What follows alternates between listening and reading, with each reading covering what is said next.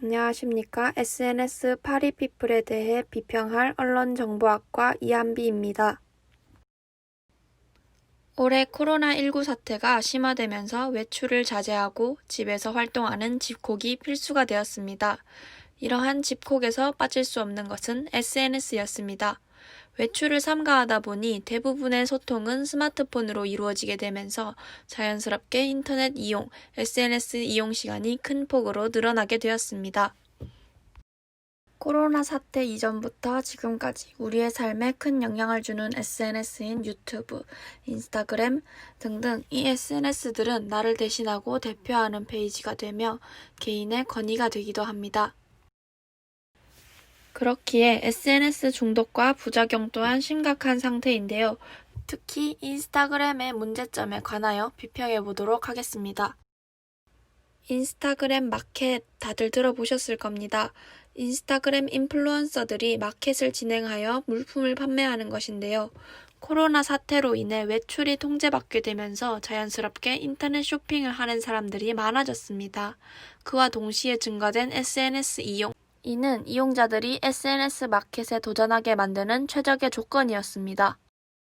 SNS도 즐겁게 하고 내가 좋아하는 스타가 판매하는 물건도 사고 두 마리 토끼를 다 잡은 것처럼 보이지만 이는 허가받지 않은 부분이 있을 수도 있습니다.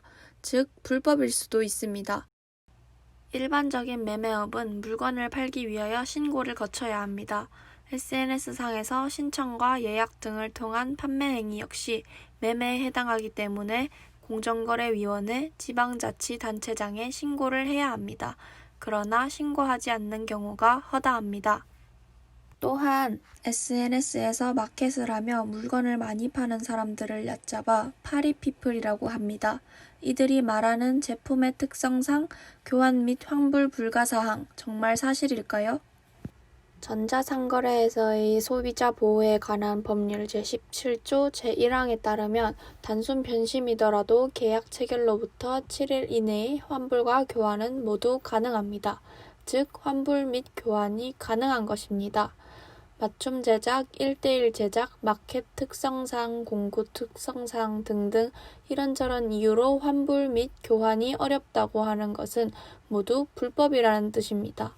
또한 인증받지 못한 상품의 품질, 카피, 기존의 제품의 택만 바꾸는 택가리, 거짓 광고와 뒷광고와 관련해서도 SNS 마켓의 피해 사례가 쏟아져 나오고 있습니다. SNS의 영향력을 이용해 시청자, 소비자를 기만하는 일은 없어야 할 것입니다.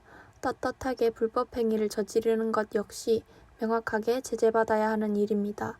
이용자가 눈뜨고 코베이는 일을 막기 위해서 SNS 측에서 단속을 진행, 강화해야 할 것으로 보입니다.